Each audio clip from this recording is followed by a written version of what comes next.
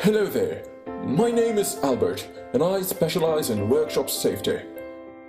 Everywhere I go, people tend to agree that workshop safety is no joke.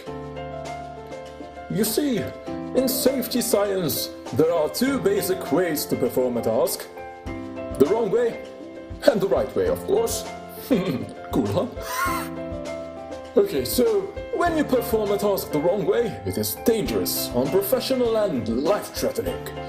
But when you perform a task the right way, in a workplace, it is efficient, it is safe and it meets industrial standards. And that is why in a workshop, we must always carry around our personal protective equipment with us, so that we can reduce the risk of getting hurt. So, personal protective equipment should be worn to minimize the risk of serious injuries. These injuries may be a result of a chemical, physical, electrical, mechanical or other related workplace hazards. So wearing your personal protective equipment is the right way to perform a task. Not wearing personal protective equipment is, well, I think you've figured that out already. These so-called PPEs can be categorized according to different parts of the body, namely the eyes, the ears, the face, the head, hands, feet, and full body, of course. So, let's start off with eye protection. Eye protection is important because of the dust and other flying particles such as metal shavings or sawdust, molten metal, and acid that might splash into your eyes.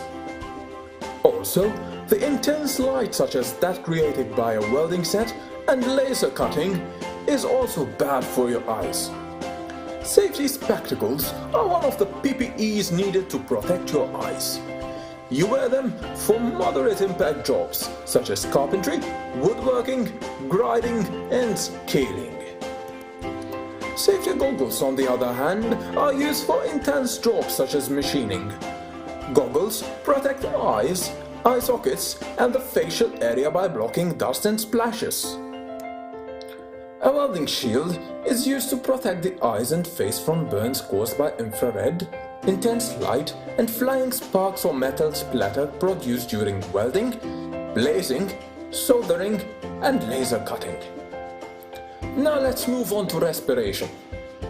A dust mask or a respiratory mask is a flexible pad held over the nose and mouth by elastic rubber straps to protect against dust encountered during wood and metal working or cleaning activities. Moving on, head protection. Head protection should be used to prevent head injuries. Common causes of head injuries include falling objects or bumping your head against fixed objects. A hard hat is a PPE required to do things the right way. Its hard outer shell and shock-absorbing lining protects the head during impacts. Now, ear protection mostly depends on the loudness of the noise and the duration of exposure to that noise. If the noise is loud and you are exposed to it for a long period of time, then use earmuffs, as the other PPEs required to perform such a task the right way. Now, let's move on to foot protection. Safety shoes are durable boots or shoes that have protective reinforcement in the toe region. They are intended to protect the feet from falling objects. Now with regards to hand protection. Gloves should be worn whenever working with welding or corrosive liquids. Every glove is permeable to a chemical. The permeability varies with the chemical being used, the length of time of the exposure, and the thickness of the gloves. And finally, full body protection. Some operations in the workshop, like handling of corrosive liquids or welding, require rubber or plastic aprons to protect clothing and the frontal area. Remember, safety is the #1 priority, and wearing the right PPEs for a task is more important than the actual task.